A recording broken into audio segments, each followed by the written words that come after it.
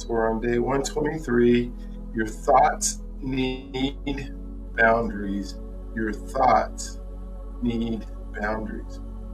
Our verse for today is guard your heart. And the verse is Proverbs 4:23. Above all else, guard your heart, for everything you do flows from it. All right, so we're going to drink our water real quick.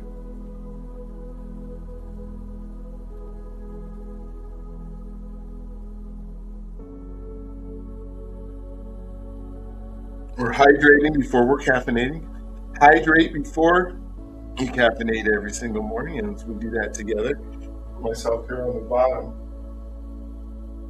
Above all else, guard your heart, for everything you do is from it. So the grounding today is God help me guard what I allow to live in my heart and my mind.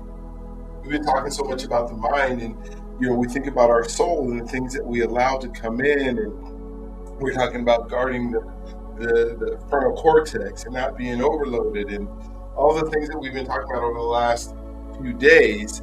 But the truth is, not every thought deserves unlimited access. Not every thought deserves unlimited access. Sometimes needs boundaries. You do not have to let fear or offense or shame or compassion run freely through your mind all day. Guarding your heart means learning what gets to stay and what means must be dismissed. Sometimes we think about, what we see that goes in, and everything that happens around us, whether we're hearing it, whether we're touching it, whether we're smelling it, whether we're seeing it, all goes into our mind. And sometimes when we think about guarding your heart, we think against evil, right? We think about, hey, I don't want to see pornography, or I don't want to see a lot of murders or people doing it. And we think about our society and our movies and all the things that go in. And we say, I got to guard my mind, I got to guard my mind. Yes, you do, but there's some things that are internal that we also have to guard our mind against. Some things that may not seem like they're this evil thing that comes in. How about offense? How easily are you offended when somebody says something about you? How many times do you feel shame? Shame is one of the worst emotions that could possibly exist, because you take on sometimes this belief that it would have been different had I not done what I did. And sometimes that's the case, but so many times we think that we have the ability to control things. We didn't have the ability. We said, well, if only I had been there, it would have been different. But the reality is you don't know that. You don't know if you would have been there that you have the ability to control that situation was there. And then we feel shame for not being able to do it. Comparison is another one that isn't this evil thing that we say that we believe is evil, but we said, okay, if they could do it, I can do it. And in many cases, that's true. But that's not usually what we compare. We compare somebody else's life against our life. We compare somebody else's material things against the material things that I have. We compare somebody's rapid success or their ability to be successful in a situation against our success. And then we start telling ourselves in that moment that if I had what they had, then I would be.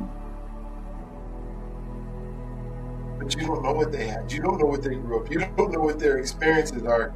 And yet somehow you turn that on. Well, they're lucky. They got to grow up with a good mom and a dad, and I only got to grow up with a mom. And so that's why they're better. May not be the case why they're better. We don't know what happened with their dad and their mom. And so comparison can be this thing that runs freely through your mind all day long. And we have to guard our mind against that. It's so important that, when we think about all these things that happen to us in a day, our mind. So my example here is a person noticed comparison rising after scrolling online. So they stop, close the app, and remind themselves, God has assigned me in my own lane. Social media has exacerbated or just increased the amount of comparison that we do, because now not only comparing the people that are in our own neighborhoods, the people that we get to see every day, all of a sudden we're comparing our lives to people that are on another part of the world. We say, well, I put a video out there today, or if you're a content creator, you're trying to be a content creator, I put a video out there today and 1,000 people watched it. But this other guy put a cat video out there and 100,000 people watched it. And somehow you believe that person may be better than you when he's not. So I remember realizing that I had boundaries with people, time and money, but not always with my thoughts. I would let one negative thought walk in, sit down, roll around, be there like it owned the place. Then I would invite other thoughts with it. Before long, my peace was crowded out. I had to learn that guarding my heart was not just about avoiding bad situations. It was about protecting my inner world. I had to decide that some thoughts, and I love this, right? I had to decide that some thoughts were not allowed to build a home in me. They could knock, but they could not stay. That's why I spend so much time with you guys on affirmations and saying things, because we continue to talk about you can't just remove a thought, you have to replace it. Because that thought keeps trying to come back. I'm not good enough. This is not, that person is better than me. I'm not going to be able to do this. You have those thoughts that are in your mind, and until you replace it with, yes, I can do it. I know I can do it. I am enough. Then that thought keeps coming back. And so what's happening with the mind here? So what's really happening in your mind is attention works like permission. When you keep giving mental energy to thought, your brain treats it as important. So every time that thought comes up, every time that thought is part of who you are, your brain goes, oh, well, because they keep thinking it, oh, that's the wrong one, sorry. Because they keep thinking it, it must be important.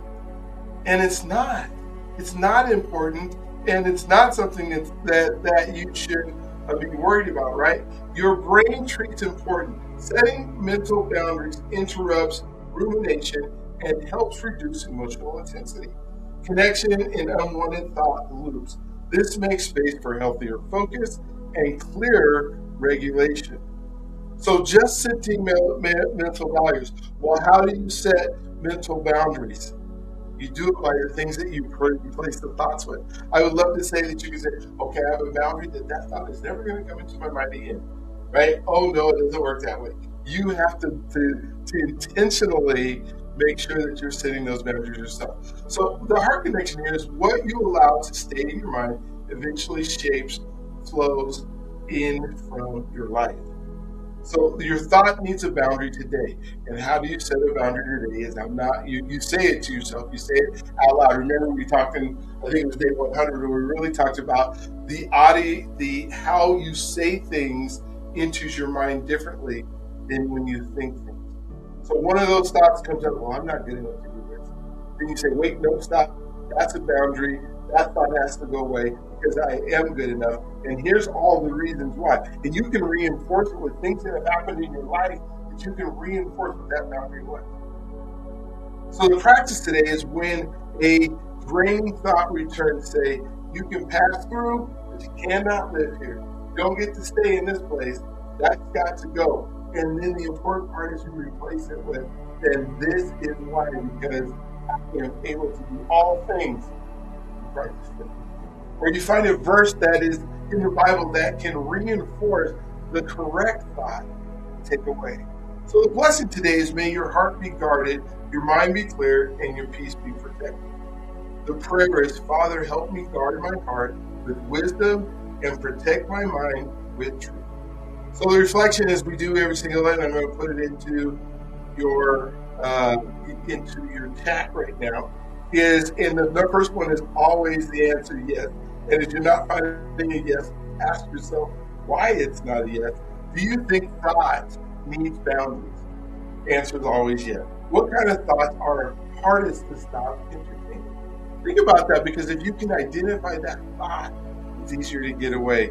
And why is guarding your inner world so important? So let me put this right now into thank you for the post, Jeffrey. I appreciate it. I'm going to put this one in here. Boom. All right. So let's move into our, yeah, we have to move into our second